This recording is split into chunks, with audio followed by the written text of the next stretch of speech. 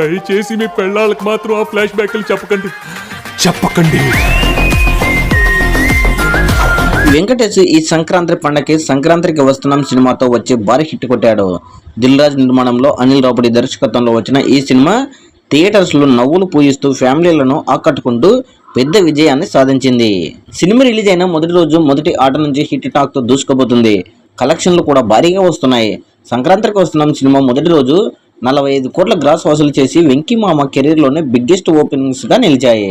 తాజాగా ఈ మూవీ 5 రోజుల్లోనే నిన్నటితో 161 కోట్ల గ్రాస్ వసూలు చేసినట్లు మూవీ యూనిట్ అధికారికంగా ప్రకటించింది. ఇది వెంకటేష్ కెరీర్ లోనే బిగ్గెస్ట్ కలెక్షన్లు. ఈజీగా ఈ సినిమా 200 కోట్ల గ్రాస్ వసూలు చేస్తుందని సమాచారం. ఇక సంక్రాంతికి వస్తున్నాం సినిమా ఇప్పటికే బాలయ్య డాక్ మహారాజ్ కలెక్షన్లను కూడా దాటేసింది. బాలయ్య డాక్ మహారాజ్ సినిమా 150 కోట్ల వరకు కలెక్ట్ చేసింది. మరోవైపు అమెరికాలో కూడా సంక్రాంతికి వస్తున్నాం కలెక్షన్లతో అదరగొడుతుంది. ఇప్పటికే అమెరికాలో ఈ సినిమా